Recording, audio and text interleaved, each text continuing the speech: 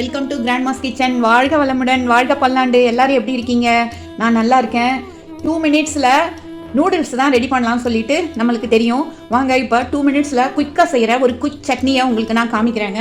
இதுக்கு தேவையான சாமானங்கள் வந்து ஆனியன், வெங்காயம், தக்காளி, கருவேப்பிலை, கொத்தமல்லிங்க. அதுக்கப்புறம் தேவையான அளவு உப்பு, தேவையான அளவு மிளகாத்தூளுங்க. இப்போ வந்து நம்ம வந்து மிக்சியில் வந்து இதை எல்லாத்தையும் போட்டு அப்படியே இன்ஸ்டண்ட்டாக டக்குன்னு அரைச்சிட்றது தாங்க 2 மினிட்ஸ் சட்னி. வாங்க எப்படி செய்கிறதுன்னு பார்க்கலாம். இப்போ வந்து வெங்காயத்தை மிக்சியில் போட்டுக்கலாங்க. அதுக்கு மேலே தக்காளியை போட்டுடலாம்.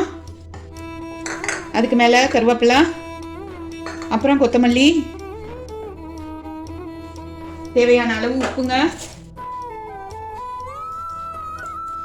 வரமிளகாத்தூள் கொஞ்சம் போட்டுக்கலாங்க. நம்ம காரத்துக்கு தகுந்த மாதிரி வரமிளகாத்தூள் போடலாம்.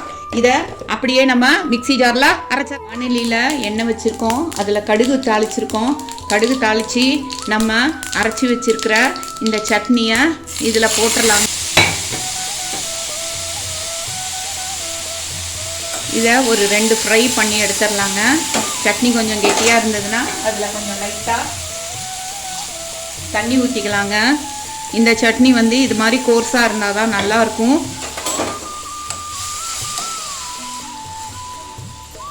இதில் ஃப்ளேவருக்காக ஒரே ஒரு சிட்டிகை அளவு வெல்லம் சேர்த்துக்கலாங்க. சேர்த்தோம்னா ஒரு ஸ்வீட்டிஷாக நல்ல ஃப்ளேவர்டாக இருக்குங்க. இதை வந்து இப்படி கொதிக்க வச்சுட்டு 1 நிமிஷம் கொதிக்க வச்சிடலாங்க. நல்லா கொதித்த சட்னியை இப்போ நம்ம சர்விங் பவுலுக்கு மாற்றிடலாங்க.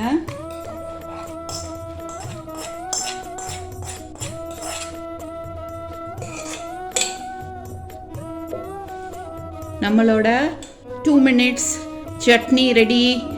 வாங்க எல்லாரும் சாப்பிட்டு பார்க்கலாம். நம்மளோட வீடியோவுக்கு சப்ஸ்கிரைப் பண்ணுங்கள். அப்போ தான் நம்மளோட நெக்ஸ்ட் வீடியோஸு உங்களுக்கு எல்லாமே அப்டேட் ஆகுங்க. வாழ்க வளமுடன், வாழ்க பல்லாண்டு.